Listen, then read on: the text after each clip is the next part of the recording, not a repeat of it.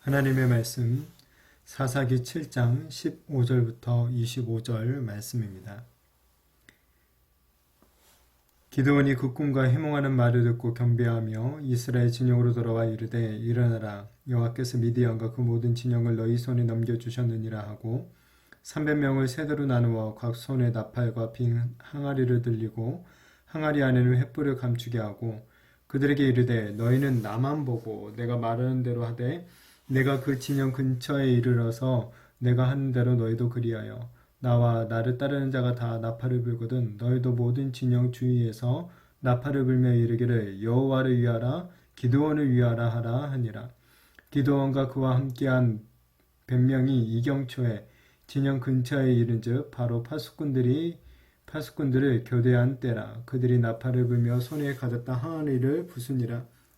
세대가 나팔을 불며 항아리를 부수고 왼손에 횃불을 들고 오른손에 나팔을 들어 불며 외쳐 이르되 여호와와 기드온의 칼이다 하고 각기 제자리에 서서 그 진영을 에워싸매 그 온 진영의 군사들이 뛰고 부르짖으며 도망하였는데 300명이 나팔을 불 때에 여호와께서 그 온 진영에서 친구끼리 칼로 치게 하심으로 적군이 도망하여 스레라의 벳 시다에 이르고 또 답바에 가까운 아벨 무홀라의 경계에 이르렀으며 이스라엘 사람들은 납달리와 아셀과 온 므낫세에서부터 부름을 받고 미디안을 추격하였더라. 기드온이 사자들을 보내서 에브라임 온 산지로 두루다니게 하여 이르기를 내려와서 미디안을 치고 그들을 앞질러 벳바라와 요단강에 이르는 수로를 점령하라 하매 이에 에브라임 사람들이 다 모여 벳바라와 요단강에 이르는 수로를 점령하고 또 미디안의 두 방백 오렙과 스앱을 사로잡아 오렙은 오렙 바위에서 죽이고 스앱은 스앱 포도주 틀에서 죽이고 미디안을 추격하였고 오렙과 스앱의 머리를 요단강 건너편에서 기드온에게 가져왔더라. 아멘. 연두삼이라는 말이 있습니다. 용의 머리처럼 이제 시작을 했는데 그 결과가 오히려 이제 뱀의 꼬리와 같게 되었다라는 이제 그런 말이죠. 그러니까 시작은 좋았는데 끝이 안 좋았다 그런 말이죠. 오늘 본문에 이 기드온과 300명의 이스라엘 군사들이 미디안 대군과 맞붙고 있습니다. 물론 이 전쟁은 하나님의 약속대로 이스라엘의 대승으로 끝나게 되죠. 그런데 전쟁을 진행하는 이 중간중간에 뭔가 석연치 않은 이 기드온의 말과 행위들이 있음을 또한 보게 됩니다. 오직 하나님께만 영광을 돌려야 될 이 전쟁의 승리에서 자꾸 기드온이 그 영광의 숟가락을 하나 얹으려는 그런 모습을 보여주고 있습니다.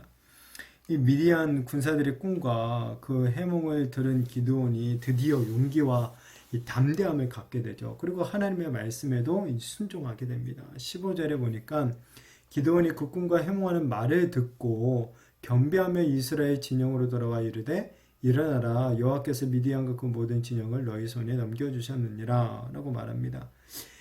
여기서도 기드온의 참 아이러니가 나타나고 있죠. 하나님은 계속해서 이 수차례에 걸쳐서 기드온에게 승리를 주실 것을 말씀해 주셨습니다. 근데도 기드온은 하나님을 못 믿고 하나님을 여러 번 시험을 했었죠.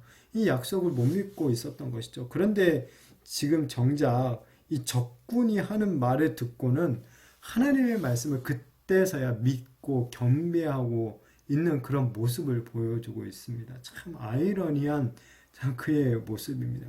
정말 믿음과는 거리가 좀 먼 인물이다 라는 생각이 들기도 합니다. 그런데 하나님께서는 이런 기드온도 참 사사로 세워서 이스라엘을 구원하고 있는 것이죠. 이 사람을 사용하시는 하나님의 방법도 참 놀랍다라는 생각이 듭니다. 그리고 또한 이 사람이 불신에서 믿음으로 옮겨가는 방법도 다양하다라는 그런 생각이 들기도 합니다. 자, 그렇지만은 바라기는 저와 우리 성도님들은 우리가 이제 좀 사람의 말이 아니라 하나님의 말씀만으로도 하나님의 약속을 믿고 또 그 하나님의 말씀에 순종하며 나가는 그런 믿음의 정말 사람들이 되었으면 좋겠습니다. 자, 이제 기드온은 300명의 군사들을 세 대로 이제 나눕니다. 그리고 손에 무기를 쥐어주는데 이건 전쟁용 무기를 주는 게 아니죠. 16절에 보니까 300명을 세 대로 나누어 각 손에 나팔과 빙 항아리를 들리고 항아리 안에는 횃불을 감추게 하고 라고 말합니다.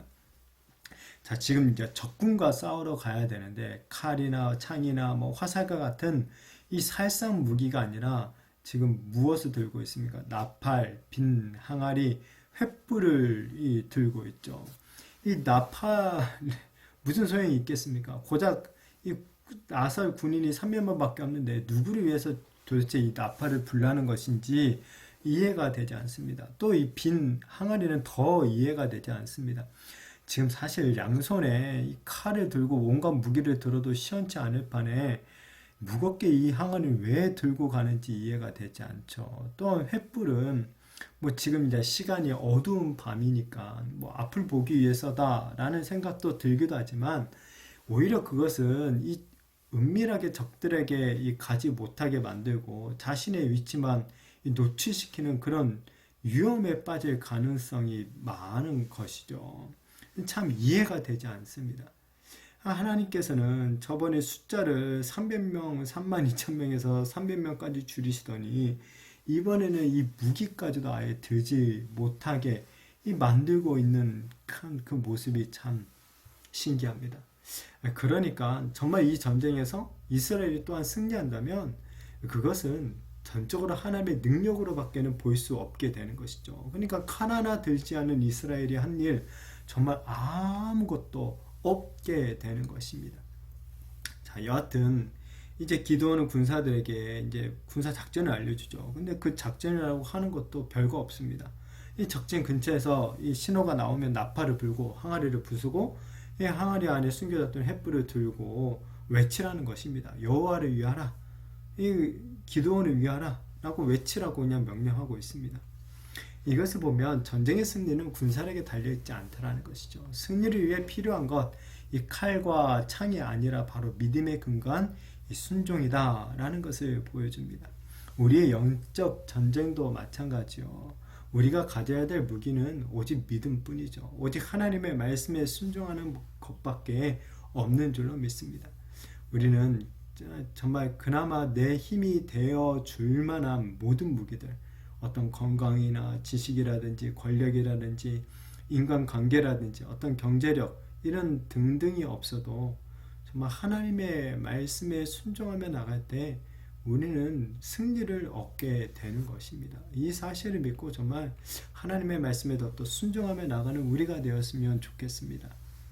자, 이제 기드온과 군사들이 미디안 보초들이 교대 근무를 할 때쯤에 갑자기 나팔을 불고 항아리를 부수면서 횃불을 들며 여호와와 기드온의 칼이다 라고 외칩니다. 자, 그런데 이 놀라운 일이 일어나게 되죠. 한밤중에 갑자기 울리는 나팔 소리, 그 다음에 항아리인지 뭔가가 부서지는 소리가 들리더니 이 사방에서 횃불이 나타나는 모습에 이 미디안 군사들이 혼미백산을 하기 시작하죠. 그리고 같은 미디안 군사들끼리 서로 이 칼로 죽이는 일이 일어나고 있습니다. 아마도 이제 두려움에 사로잡힌 나머지 아군을 식별하지 못하고 그저 그냥 눈앞에 보이는 사람이 이 적군이다라고 생각되고 그냥 칼로 이제 서로를 죽였던 것으로 보여집니다. 자, 이렇게 미디안 군사들로 하여금 이 두려움을 주게 만들고 이 혼란스럽게 만들고 또 서로 결국에는 칼로 죽이게 만드신 분, 이렇게 행하신 분이 누구십니까? 바로 하나님이시죠. 곧 이 전쟁에 하나님께 속했다라는 것을 보여주고 있는 것입니다. 이 기드온과 이스라엘 군사들이 한 것은 사실 아무것도 없습니다. 어떤 탁월한 전술이나 이 뛰어난 전투력으로 일어난 승리가 아니라 오직 하나님께서 행하신 이 승리임을 정확하게 보여주고 있습니다. 자, 여하튼 이렇게 미디안의 이 대군과의 전쟁에서 이스라엘이 승리합니다. 아니, 더 정확하게 말하면 하나님께서 이스라엘에게 승리를 허락해 주셨죠. 따라서 이 전쟁의 영광은 오직 하나님께만 돌려져야 하는 것이 마땅합니다. 자, 그런데 앞에서도 말했지만 그 영광이 자꾸 기드온이 숟가락을 얹고 있는 것이 보여집니다. 이 군사들에게 외칠 말을 주면서도 이 여호와를 위하라만 해도 좋을 텐데 이 굳이 또 뒤에다 기드온 자신의 이름을 넣어서 이 기드온을 위하라라고 포함을 시키고 있죠. 그리고 이제 이 그 군사 작전을 알려줄 때도 이 기드온이 말하는 것을 보면 너희는 나만 보고 내가 하는 대로만 하면 된다. 꼭 자기가 모든 것을 다 알고 하는 것처럼 지금 이야기를 하는 것처럼 보여집니다. 게다가 이제 또 나중에 적군들이 이제 사방으로 막 도망할 때 이 뜬금없이 추격대가 나타나게 됩니다. 이 23절에 이스라엘 사람들이 낫달리와 아셀과 온 므낫세에서부터 부름을 받고 미디안을 추격하였더라 라고 말하고 있죠. 부름을 받았다고 합니까? 이 부른 사람이 누구겠습니까? 결국엔 기드온이지 않겠습니까? 기드온이 그러니까 집으로 돌아갔던 이 군사들을 갖다 다시 부른 것이죠. 그래서 끝까지 이제 추격을 하게 해서 이 전쟁에 참여하게 만든 것이죠. 이것은 사실은 하나님께서 원하신 모습이 아니었죠. 하나님께서 300명까지 줄이신 이유가 다 있는데 이 기드온은 이 자기 마음대로 지금 더 이 병력들을 갖다가 추가 모집을 했던 것이죠. 자, 이 기드온은 여하튼 순종은 했습니다. 순종은 했긴 했습니다. 그리고 전쟁도 승리로 끝났긴 끝났습니다. 그리고 하나님의 영광도 드러났긴 드러났습니다.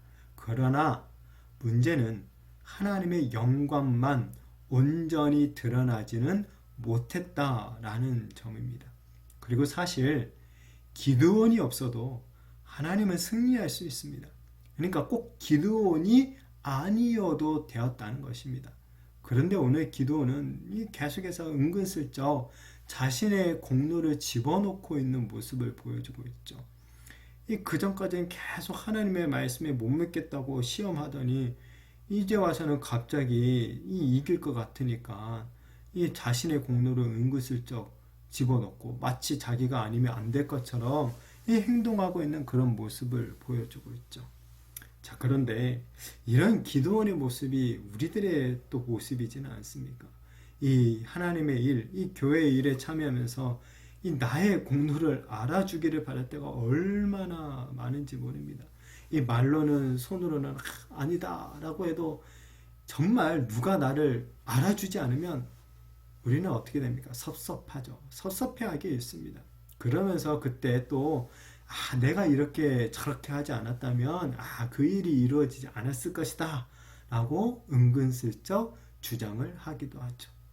자, 그러나 우리가 자랑할 것은 아무것도 없다라는 것입니다. 우리가 아무리 하나님과 우리가 교회를 위해서 엄청난 일을 했다 하더라도 그것은 우리가 마땅히 해야 될 일에 불과한 것임을 기억하시기를 바랍니다.